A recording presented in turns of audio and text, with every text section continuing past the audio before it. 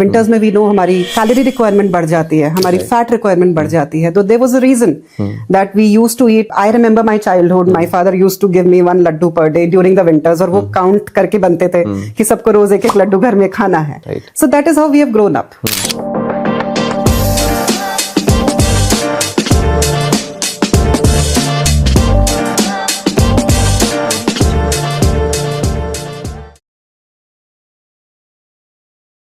तो एक और है जो इस सेगमेंट के अंदर मैं पूछूंगा आपसे, द झूठा डिबेट.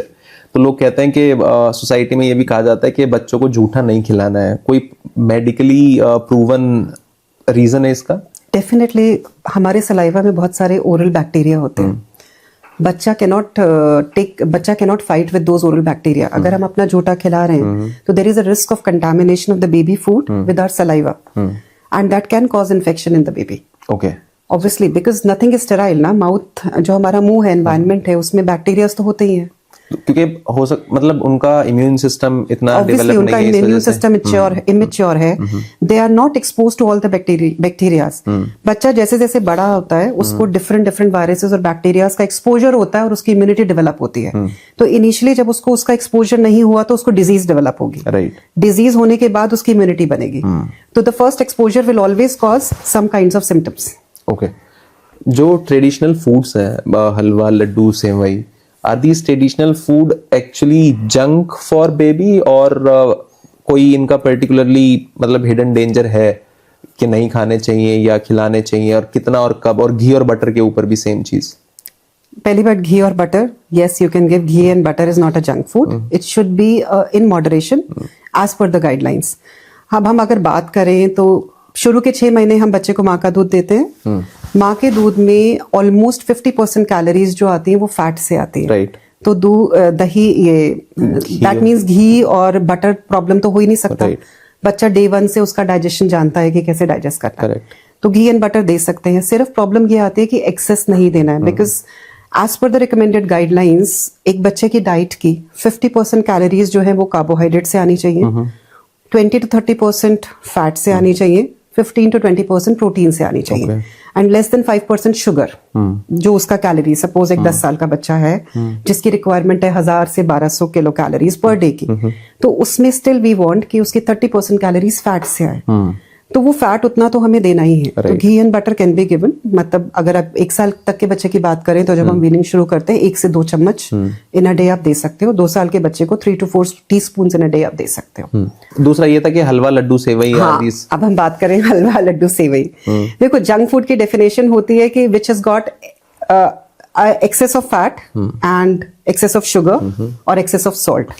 जहां पे ये 3 चीजें ज्यादा हो जाती हैं तो वो जंक की कैटेगरी में आ जाता है. फैट, स्पेसिफिकली ट्रांस फैट, जो मोस्टली हमारा excess fat, excess sugar and excess salt हमारे पैकेज्ड फूड में बहुत ज्यादा होता है.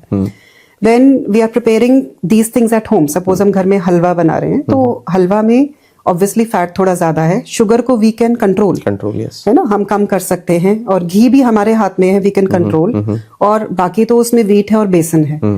एंड वी नो कि हलवा जो है वो हमारे घर में रोज नहीं बनेगा. पैकेट चिप्स का रोज आ सकता है बाजार से, या वो स्टॉक हो सकता है हमारी पैंट्री में जो बच्चा रोज निकाल के खा सकता है. बट हलवा, सेवई, ये वो चीज है जो हम कभी कभी बनाते हैं. We make a limited quantity. Excess में नहीं होता कि बहुत सारा बन गया और सबने एक एक पैकेट उठाया और खा लिया. तो it is that mindful eating. तो I don't think it should be a problem. In fact it is how we have grown up. This is our Indian culture. कि जब हमारे घर में कोई ओकेजन होता था, कोई फेस्टिवल होता था या किसी का बर्थडे होता था, तो उस समय वो हलवा और लड्डू बनते थे. या विंटर्स होता था, विंटर्स में वी नो हमारी कैलोरी रिक्वायरमेंट बढ़ जाती है, हमारी फैट रिक्वायरमेंट बढ़ जाती है. तो there was a reason that we used to eat at least, मतलब I remember my childhood, my father used to give me 1 laddoo per day during the winters, और वो काउंट करके बनते थे कि सबको रोज एक एक लड्डू घर में खाना है. So that is how we have grown up. तो I don't think yes it should be counted exactly in a junk food. जैसे पर्टिकुलरली गूंद का लड्डू है, सो गूंद इज उसकी तासीर गर्म होती है, तो वो लिमिटेड क्वांटिटी होती है उसकी एक लड्डू के अंदर. फिर मेरा पर्टिकुलर क्वेश्चन ये है कि जैसे एक लड्डू बनाया हमने, सो हम wheat in terms of adding nutrition to it, कि उसमें हमने फिर गूंद के अंदर हमने काजू, बादाम, पिस्ता ये सब भी डाल दिया, फिर उसके अंदर घी भी आ गया, जैसे मैं हरियाणा से बिलोंग करता हूँ तो घी की क्वांटिटी तो होगी उसके अंदर, ज्यादा आएगी, बिना उसके है ना। और दूसरा फिर जो अगर ये सब चीजें मिल गई तो एक लड्डू के अंदर जो क्वांटिटी ऑफ फैट हो गई वो ज्यादा हो गई, वो ठीक है, मतलब वो कितनी क्वांटिटी में हम ले सकते हैं फिर अगर ऐसे बना हुआ लड्डू। वो माइंडफुल ईटिंग आपको आप किस पर्पस से ले रहे हो? जो ये गूंद का लड्डू स्पेसिफिकली जो हमारे कल्चर में बनता है वो पोस्ट प्रेगनेंसी बनता है। राइट प्रेगनेंसी में रिकवरी के लिए माँ की कैलोरी रिक्वायरमेंट बहुत ज्यादा बढ़ जाती है। She should have at least 2500-2600 calories अगर उसको ब्रेस्ट फीड कराना है। करेक्ट।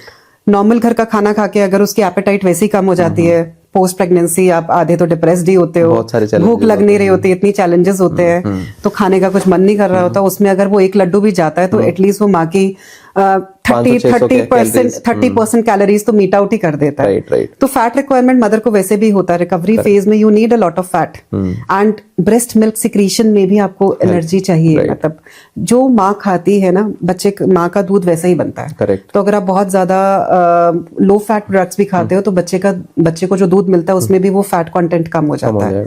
तो you have to do mindful eating definitely. मतलब एक लड्डू रोज खा रहे हो, definitely you can have that, provided आपकी बाकी सब बैलेंस्ड मील्स हैं।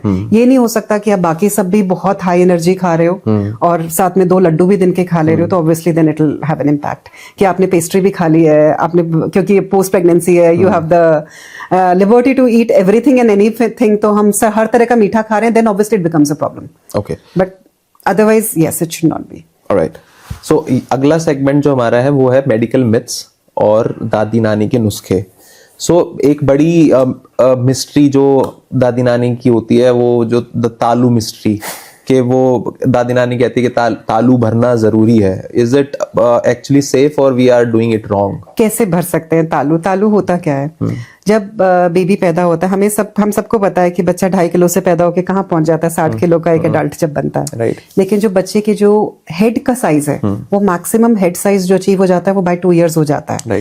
दैट मीन्स जो मैक्सिमम 90% ऑफ द ब्रेन जो हमारी ग्रो करती है वो फर्स्ट 2 years में ग्रो करती है। So that is how I would say the God and nature has designed it, कि हमारी जो ब्रेन की बोन्स है उनको उन्होंने फिक्स नहीं किया, क्योंकि अगर वो फिक्स होती, फ्यूज होती, तो ब्रेन कैसे ग्रो करती? क्योंकि वो तो फिक्स हो गई। तो हमारे जो ब्रेन की बोन्स होती हैं वो फ्यूज्ड नहीं होती हैं, वो मोबाइल होती हैं आपस में। और ये जो बीच में जो तालू होता है वो एक गैप होता है जो हमारे ब्रेन को ग्रो करने के लिए चाहिए होता है। यूजुअली ये अपने आप जैसे जैसे बच्चा बड़ा होता है बोन्स भी ग्रो करती हैं और 1.5 से 2 साल में ये अपने आप भर जाता है। किसी भी तरीके का तेल, किसी भी तरीके की मालिश उसको नहीं भर सकती। Okay, and it should not be done. मतलब वो बिल्कुल वहां पे आपका ब्रेन डायरेक्ट कांटेक्ट में होता है। आप कभी वहां पे हाथ रखोगे तो आपको पल्सेस भी फील होती है, ऐसे ऐसे ऊपर नीचे, क्योंकि वहां डायरेक्ट ब्रेन होता है नीचे।